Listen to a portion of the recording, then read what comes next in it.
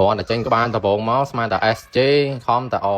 ដល់ពេលមើលយូរទៅ SL សោះអញអស់និយាយមក admin គិតថាបើសិនជាបានប៉ះ SJ មែនប្រហែលជាត្រូវធ្វើសំណងថែមម៉ោងដើម្បីរកលុយមកលេងដុំភ្លើងហ្នឹងមើលទៅដោយ like បុគ្គលម្នាក់នេះមិនដឹងមកពីណាមកពីណីទេតែមានរហស្សនាមតកូលដូចជាមួយនឹង SJ ដែរគឺគាត់មានតកូលអក្សរ S អញ្ចឹងប្រហែលជាបងប្អូនជាដូនមួយប្រ SJ ទេមើលទៅអូខេអញ្ចឹងកុំឲ្យយប់យន្តសុបិនយូគាត់ធ្វើការសម្រេចចិត្តចូលមកមើល profile របស់ enemy របស់ខ្ញុំចង់ដឹងថាគាត់ជាបុគ្គល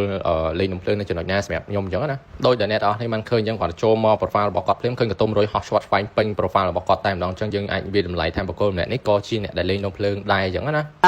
ហើយចាំមើលវាតទៅមុខទៀតចឹងកុំឲ្យអ្នកនរនេះគិតថាមិនបានអត់ព្រមមើល profile របស់គាត់ចឹងដោយសារគាត់ជាមនុស្សប្រុសបាទមនុស្សប្រុសមនុស្សស្រីគឺខ្ញុំត្រូវ check មើលទាំងអស់ខ្ញុំចង់ដឹងថាគាត់គឺជាបុគ្គលពិតឬមួយក៏មិនពិតចឹងណាជាក់ស្ដែងយើងមើលទៅដូចគាត់ប៉ែកខាងអារ៉ាប់បើមិនអារ៉ាប់ក៏ខាងអឺរ៉ុបដែរត្រឡប់មកវិញមិនថាគាត់មកពីប៉ែកអារ៉ុបប៉ែកអារ៉ាប់មកពីណាក៏ដោយបាទឲ្យតែគាត់មកប៉ះជាមួយនឹង admin គឺនោះគឺជាផលវាសនាដ៏សំណាងរបស់គាត់ដែរបាទបានមកជួបខ្ញុំបាន admin Tela Gaming ចឹងណាអូខេដោយតែអ្នកទាំងអស់គ្នាបានឃើញអញ្ចឹងនៅវេលា1ម៉ោងចុងក្រោយខ្ញុំឃើញថា enemy របស់ខ្ញុំគាត់លេងតែត្រឹម 200,000 ទេ 200k បាទសម្ដែងខ្ញុំវិញគឺអត់តដៃទាំងអស់គឺខ្ញុំនៅតែត្រឹម 20,000 ទេអញ្ចឹងយើងលើកខ្វះគ្នាច្រើនដែរក៏រៀងក្រាលដែរអញ្ចឹងខ្ញុំក៏ចាប់ដើមបាទយកតួលេខរបស់គាត់យកគុណនឹង2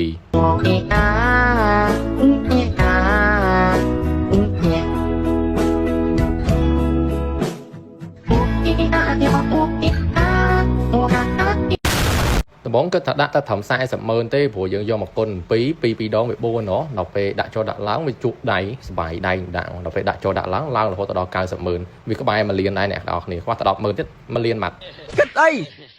ក្នុងខ្លួនគិតអីក្នុងខ្លួនថារឿងដុំភ្លើងទៅជ្រុលដៃតែរឿង skin នេះគឺជ្រុលដៃរហូតអ្នកនរគ្នាមករយៈនេះ skin សនិចតំចេញមកក្តៅអូននេះខ្ញុំថាដាក់តែ 10000 UC ទេចាំព្រឹកមិញបើក line នៅលើ YouTube ឲ្យអ្នកនរគ្នាមើលអញ្ចឹងណាដល់ពេលបើក line ចូលបើក line ឡើងជក់ដៃចាដាក់ចូលដាក់ឡើងគិតសរុបទូទាត់ទៅចូល 30,000 UC ជាងទៅបានអស់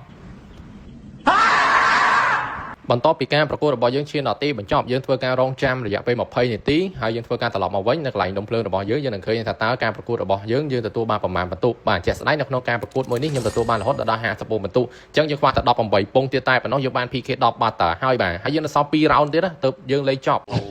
ទៀតហើយអញហើយចាំបានផ្ទះបាញ់អត់ត្រូវមែន